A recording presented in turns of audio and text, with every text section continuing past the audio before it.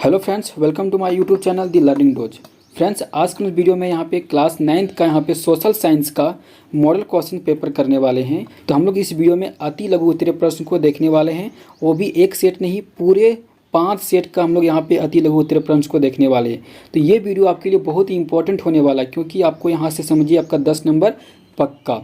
तो चलिए वीडियो को शुरू करते हैं। फ्रेंड्स, इससे पहले आप हमारे चैनल में नए हैं तो चैनल को सब्सक्राइब जरूर कर लीजिएगा, क्योंकि मैं इस चैनल में आप ही लोग से इंपॉर्टेंट वीडियो डालते रहता हूं। तो चलिए वीडियो को शुरू करते हैं। प्रोपेगेंडा से क्या समझते हैं? तो जनमत को प्रभावित करने के लिए किए जाने वाला एक खास तरह का प्रचार को हम लोग यहाँ पे क्या कहते हैं? प्रोपेगेंडा कहते हैं। क्वेश्चन नंबर 2 बोला कि वैज्ञानिक वानिकी क्या है, ये आपको बताना है। तो वन विभाग द्वारा पेड़ों की कटाई, जिसमें पुराने पेड़ काट कर उनकी जगह नए पेड़ लगाए जाते हैं, उसको हम लोग यहाँ पे क्या कहते हैं? वैज्ञानिक वानिकी कहते हैं। चलिए अगला क्वेश्चन को देखते हैं। क्वेश्चन नंबर 3 देखिए, बोला कि भारत में मानसून प्रकार की जलवायु क्यों है, ये आपसे पूछ रहा है। तो देखिए, मानसून प्रकार की जलवायु का अर्थ है वर्ष में पवन की दिशा में मौसमी व्युत्क्रम। इस प्रकार की जलवायु मुख्यतः क्या होता है? दक्षिण और दक्षिण पूर्व एशिया में पाई जाती है। अगला क्वेश्चन देखिए यहाँ पे 4 नंबर, पारिस्थितिकी तंत्र किसे कहते हैं? तो इसका आंसर देखिए, एक क्षेत्र विशेष में मौजूद सभी जीव जंतु और पेड़ पौधों के पारस्परिक संबंधों तथा भौतिक पर्यावरण से उनकी घनिष्ठ संबंध को पारिस्थितिकी यहाँ पे तंत्र कहते हैं। अगला क्वेश्चन नंबर 5 देखिए, चुनाव से हमारा क्या तात्पर्य है, ये आपको बताना है। तो देखिए, चुनाव वह प्रक्रिया है जिसके द्वारा क्या होता है? लोग प्रजातंत्र में अपने प्रतिनिधि को चुनते हैं। अधिकार किसे कहते हैं, ये आपको बताना है। तो देखिए, अधिकार लोगों के वे उचित दावे हैं जिन्हें समाज की स्वीकृति प्राप्त होती है और जिन्हें अदालतों द्वारा मान्यता प्राप्त होती है। तो यहाँ पे चलिए आप लोग सेट 2 का क्या करेंगे? अति लघु उत्तरीय प्रश्न को देखेंगे। फ्रेंड्स, ये वीडियो आपके लिए बहुत ही इंपॉर्टेंट है, वीडियो को आप पूरा जरूर देखिएगा।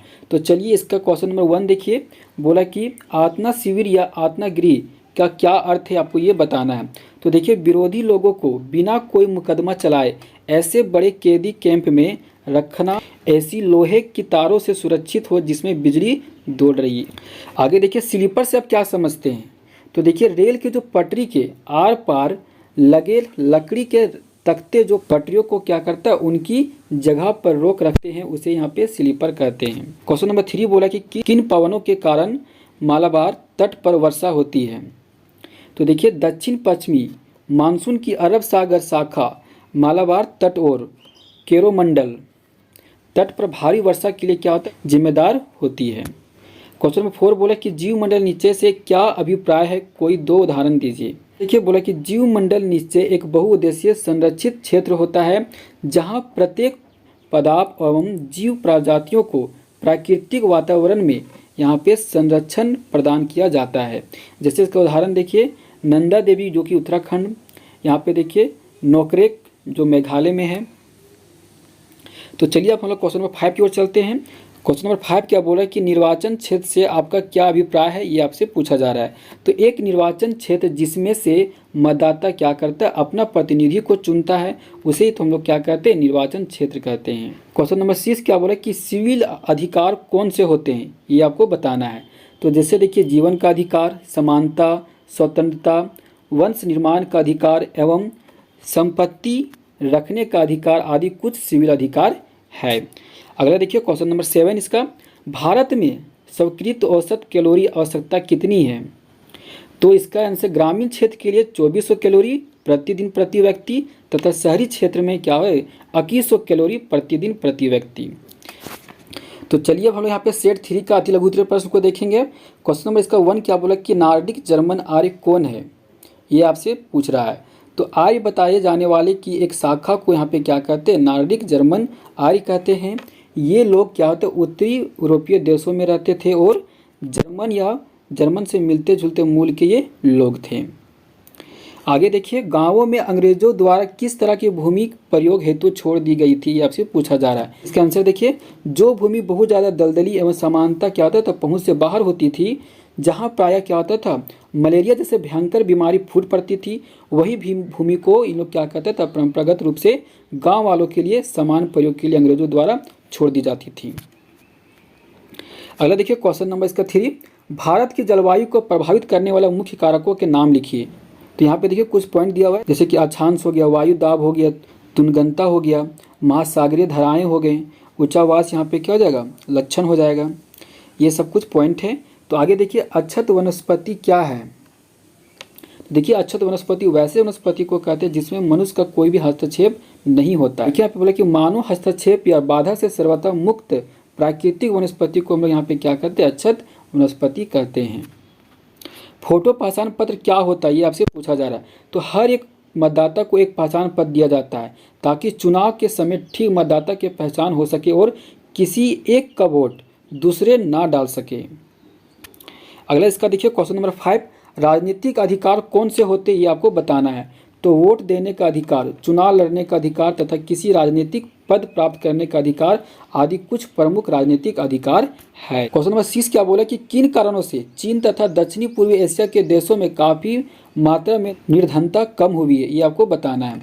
तो देखिए तीव्र गति से आर्थिक समृद्धि तथा मानव संसाधन विकास के अधिक मात्रा में क्या होता है, निवेश करने से चीन तथा यहाँ पे दक्षिणी पूर्वी एशिया के देशों में काफ़ी मात्रा में क्या होता है, निर्धनता कम हुई है। आगे देखिए बफर स्टॉक क्या होता है। देखिए बफर स्टॉक क्या होता है कि ये सरकार द्वारा अधिप्राप्त अनाज का एक भंडार है। फिर देखिए इसमें क्या होता है कि जिस समय बहुत ज़्यादा अनाज क्या होता है उपज होता है, उस समय सरकार इसको बफर स्टॉक में क्या करते हैं, अनाज को संरक्षित कर देते हैं। और जिस समय अनाज का बहुत ज़्यादा कमी होता है उस समय सरकार क्या करते हैं, इसको यहाँ पे लोगों तक पहुँचाते हैं, फिर उसको वही रेट में जो कि पुराना रेट में जो होता है उसी रेट में इसको देता है। इस तरह से लोगों को भी क्या होता है, फायदा होता है। सेट 4 देखिए, इसका क्वेश्चन नंबर 1 देखिए क्या बोले कि जिप्सी क्या थी, ये आपको बताना है।